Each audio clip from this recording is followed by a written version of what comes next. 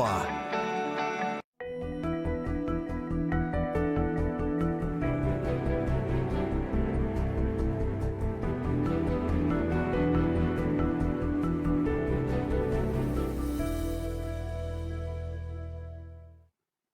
has, without a doubt, been one of the most challenging times our community has ever faced. Throughout the coronavirus pandemic, everything has changed about the way we work, the way we interact and communicate, and the way we connect with our elected officials.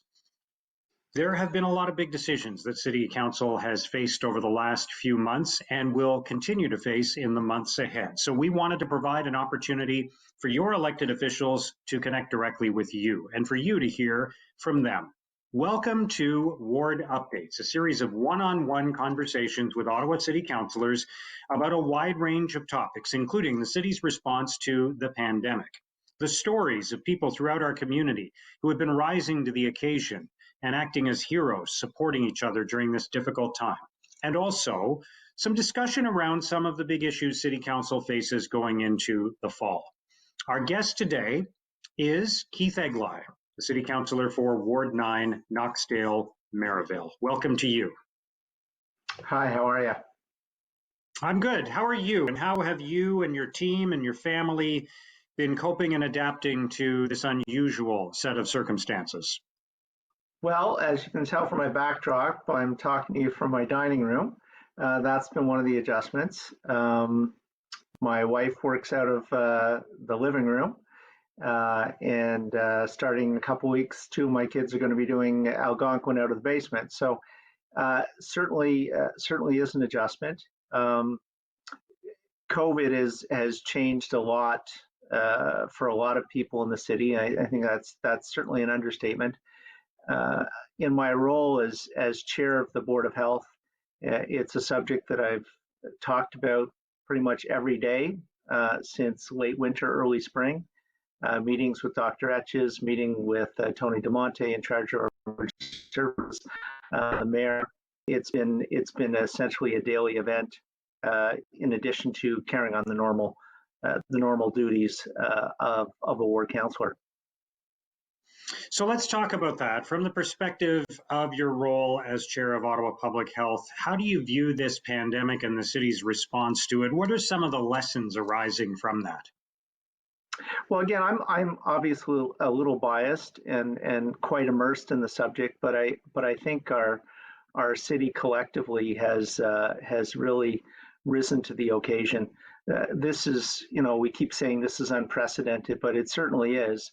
And the way that the public health team has pulled together, reorganized, and diverted its resources and its staff to the almost daily challenges that come up, the things we hadn't thought of, the new developments, whether it's the opening of school or how to reopen businesses, dealing with long-term care homes. I think it's been very impressive how public health has come together, but also how the whole city has. I've worked quite closely, as I noted, with Tony DeMonte, the head of our emergency services, with the mayor's office, with Roger Chapman in bylaw, and city manager's office, Steve Kanalakis. Everybody has come together with all the best intentions to do everything we can to help the city weather this. And, a true partner in this has absolutely been the people who live here, the residents of Ottawa. They've listened to the advice of our public health professionals. They've cooperated, they've collaborated, they've looked out for one another. And it's truly been amazing to see the way the city has pulled together. Unfortunately, it's situations like this that sometimes brings out the best in us. We have to see some of the worst things we ever have to deal with, but people really come together, and this is another example of Ottawa doing that.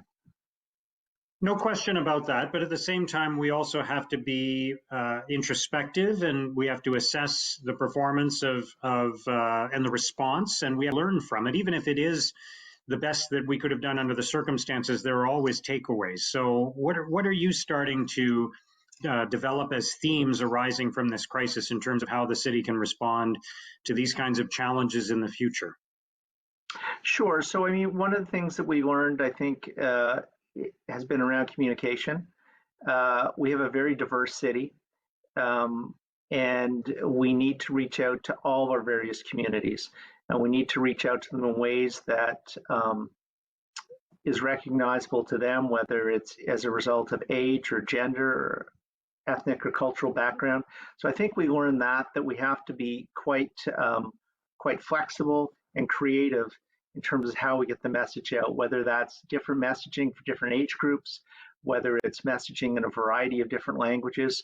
That's something that is critical so that people know how to respond, people know how to act, what's safe to do, what's not safe to do. And so I think it's certainly been a learning experience in terms of communications for the city. What do you think is permanently altered by what's happened during this pandemic? For example, are there going to be dramatic changes to where people work? Are people going to work from home more often in the future? What will be the impact on public transit going forward? Are fewer people going to take the train and the bus, either because they're not traveling as much or because they're worried about getting an infection from other people? What do you think some of the lasting implications of this are?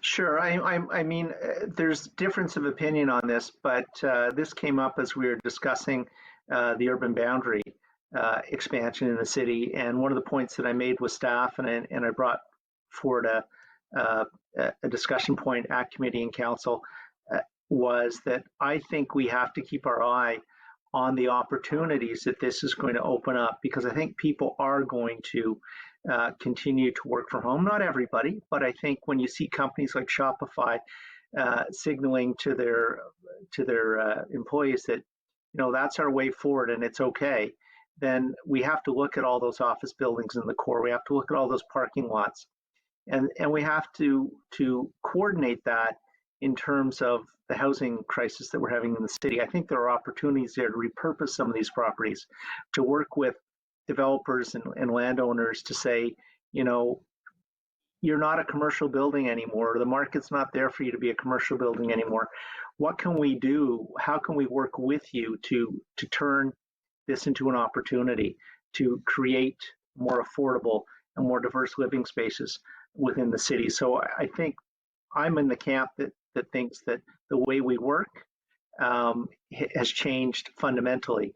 And while some people will go back to the office, and while some people will be comfortable doing that, I think a lot of people have learned you can work quite effectively from your home. And some people have really decided that that's the way for them.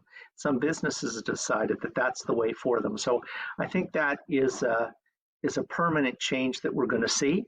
In terms of the transit issue that you raised, Mark, that certainly is a challenge. We have to find a way to make people feel comfortable on transit. Again, we have to find a way to create that synergy that people who are going to go back to work and who are going shopping and to the doctors and the university and everything else, who don't have necessarily other options, that they feel safe and comfortable in transit. We have to do it for our environment, it's a big piece of work for John Manconi and his team, and we have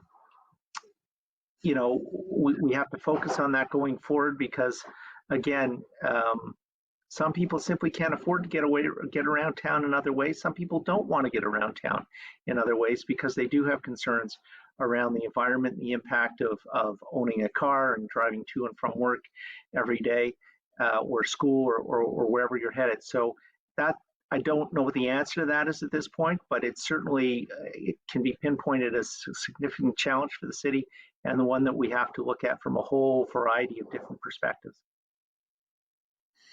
Let's talk more about public transit and light rail. You were, as many city councillors were before the launch of phase one, a big proponent of light rail.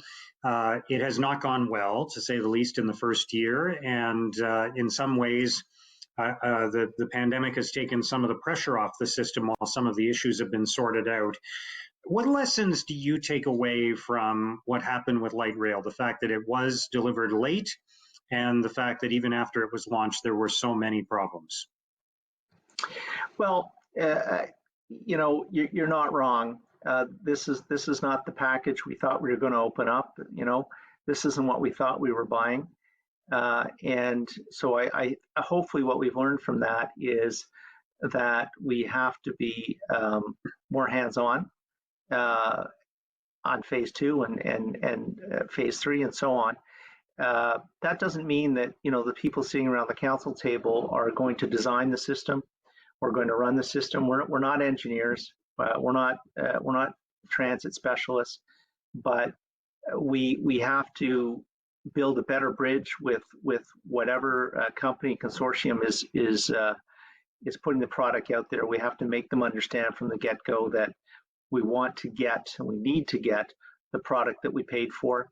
I think staff, you're quite right, COVID has created an opportunity, if you will, when a lot of people are not using the system, so that more testing can be done, more repairs can be done, more fixes can be put in place while the system is not anywhere near capacity.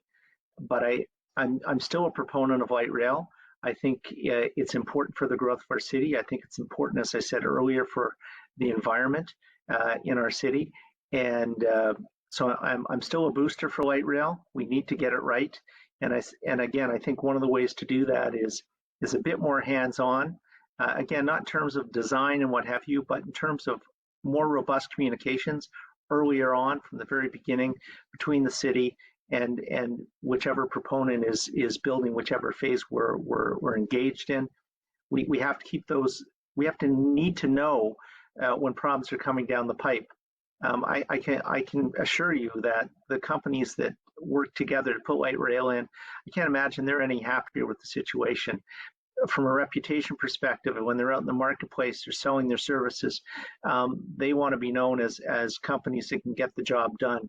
So I think there's a joint interest in better communications, better cooperation going forward, and talking about issues or problems that may arise much earlier on and addressing them earlier on.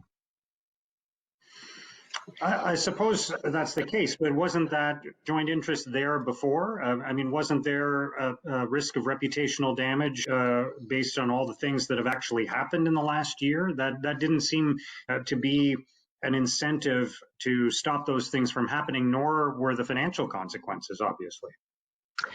No, and fair comment. I do think the financial consequences have had an impact. We've seen changes recently, as you know, where there's been a change in the leadership of the company that we're working with in Ottawa, and that seems to be going well. I think part of the issue was whenever these systems operate and open up, many light rail systems across the world have issues, have problems. We thought we had the optimum system. We thought we had the world-class system where everything would be perfect from day one. We've learned that's not the case. So again, it's about communications, it's about messaging, it's about expectations, and I think better lines of communication with our partners in this and with the citizens of Ottawa is absolutely the way to go. All right, let's turn back to the coronavirus pandemic for a moment. We're moving into a different time now. The temperatures are getting cooler. Kids are returning to school. Some people are returning to work. The people who have been gathering outdoors may feel compelled to move indoors with their gatherings. There are lots of changes that are afoot this fall, and we might be moving into a new season of the traditional annual flu. So what are some of the considerations that public health officials are thinking of right now, and what does the public need to be mindful of going into the fall? Well, I think one of the things that absolutely the public has to be mindful is this is not over. We've had good success in the city in grappling with this, in flattening the curve, but it's not gone away. And it's not going to go away next week or next month. So we have to focus on continuing to do what we're doing, as public health says, be COVID wise. We have to do all the things that we've been doing. We have to physically distance. We have to wash our hands. We have to wear a mask when we're not able to physically distance, when we're inside, for example. These are all things that we have to keep on keeping on. They're simple things, or things that everybody can do, and they're things that have resonated with the residents of Ottawa and have allowed us to be as successful as we have been so far in dealing with COVID. So you're right, temperature's going to get colder. It's, now we can walk down the street, we can talk to neighbors and friends on at either end of the driveway. We're not going to be as open to doing that when it's minus 25 and wind chill factor of minus 37. So it's important that we keep doing all the things that we've been doing and we don't let up on that. It's very important that people get vaccinated this year for the flu and take all proper precautions. One of the interesting things, Mark, that we've seen in Australia, for example, where they're on our flip side and they're in their flu season right now, they're having an exceptionally good flu season. And by that, I mean the rates of hospitalization, the number of cases of flu are way down from what they normally are. And that's because people are practicing COVID practices of doing the distancing, wearing the mask, washing the hands, keeping to their bubbles. So the benefit of continuing to do that should also help us rein in the flu that we traditionally would be dealing with at this time of year. But again, it's vitally important that people do get the vaccination this year against the flu. That's going to be a big push by public health as we move forward into the fall. And then the other piece of public health is working on, of course, is how can we be there to support children and their parents as they go back to school. I'd like to say to you that we're not going to have people get sick at school, and there aren't going to be cases, but in all likelihood there will be some cases coming out of the school system. And so public health is there to support the families. Again, we'll put as many resources as we possibly can up on our website. We'll continue to do our regular media availabilities and share that information. Share it with parents, share it with counselors to get out to their various social media channels. So it's the simple things that are going to get us through the winter. We're going to ask people to continue to be patient, continue to cooperate.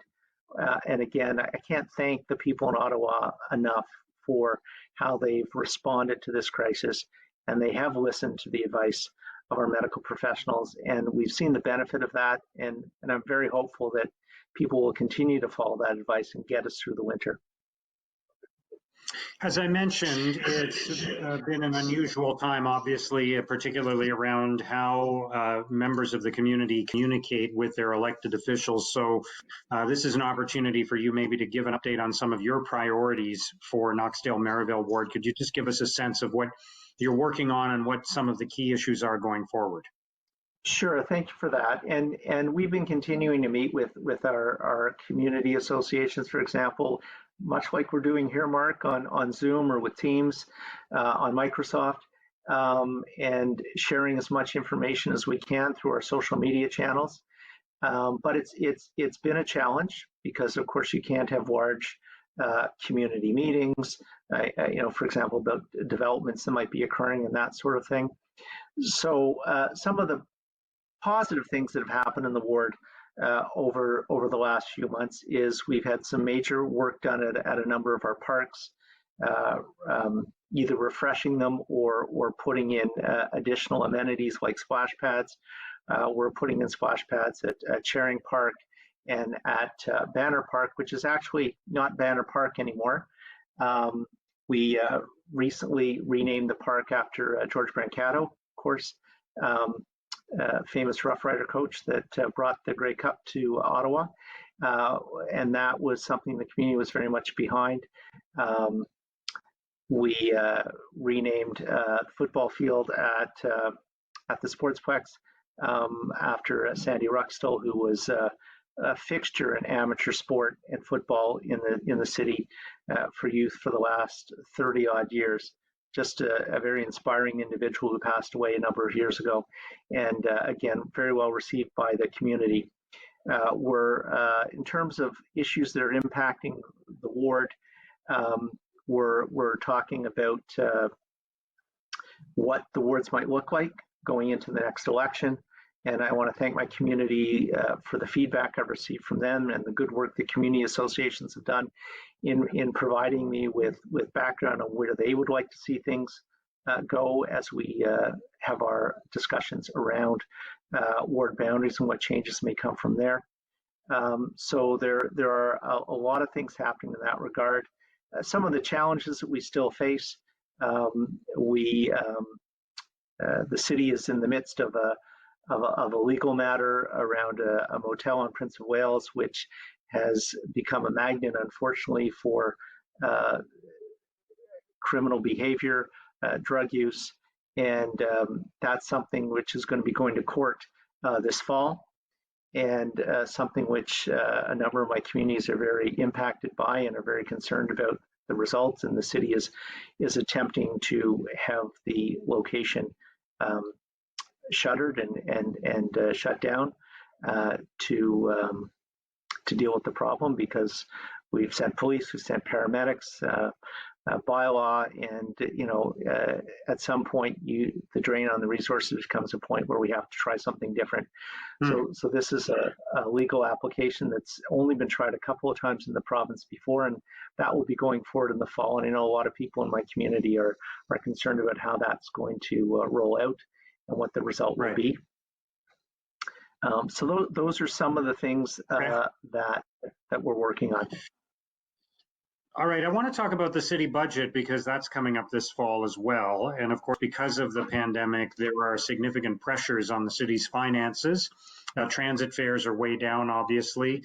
There are other costs that have gone up. So what do you see as the solution? There is some money coming from other levels of government, but that won't cover the shortfall. So is the city going to have to raise taxes beyond the 3% cap that Jim Watson, the mayor, proposed in the last municipal election, or cut services, or is there some other answer?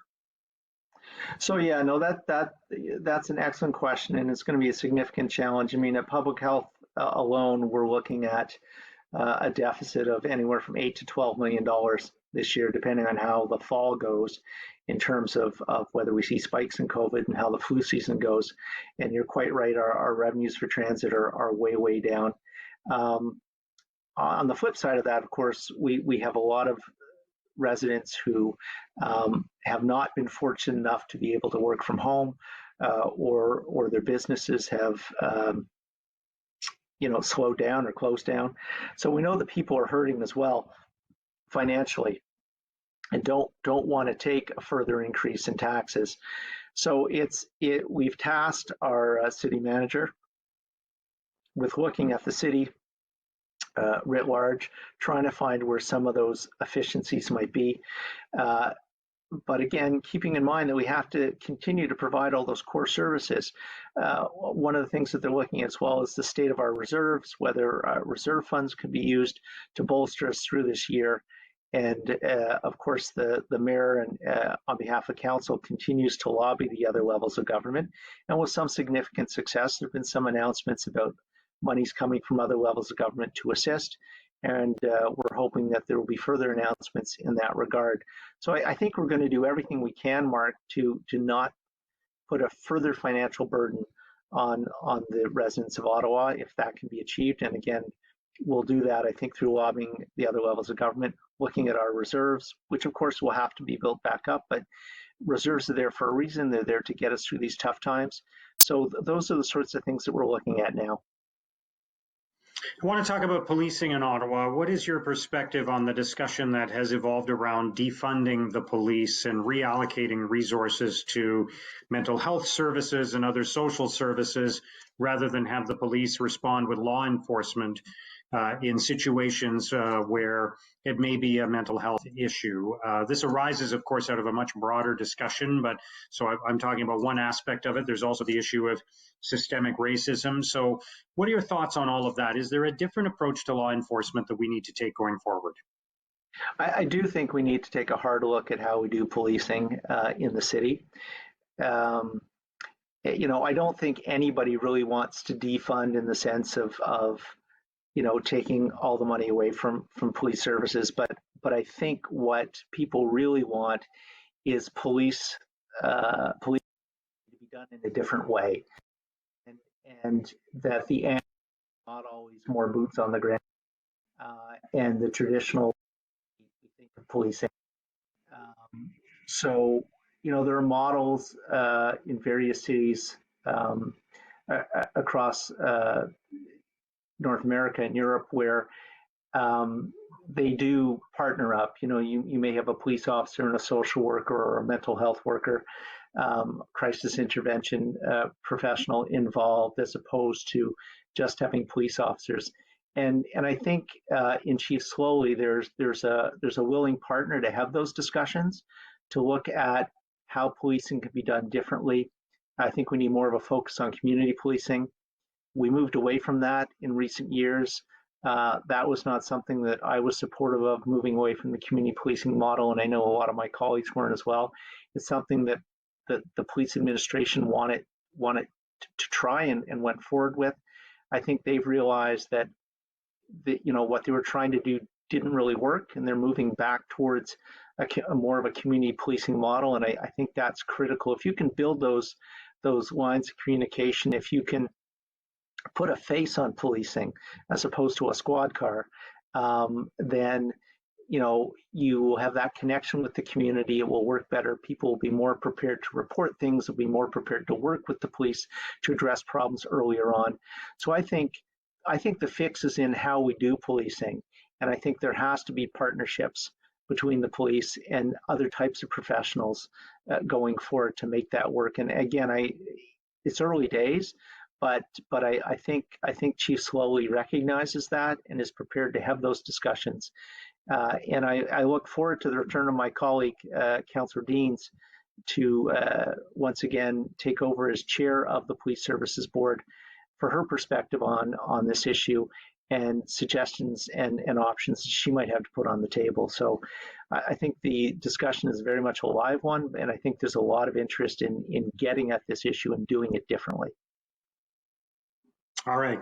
Keith Eglai, we'll have to stop there, but I appreciate you joining us today. Once again, thank you for your time, and good luck to all of your constituents and to you and your family and your team in the months ahead. Thank you. Thank you. Good to see you again, Mark, even if virtually. Bye-bye. Same here. Keith Eglai, who is the City Councillor for Ward 9, Knoxdale-Merivale. That concludes our ward update. Thank you for watching.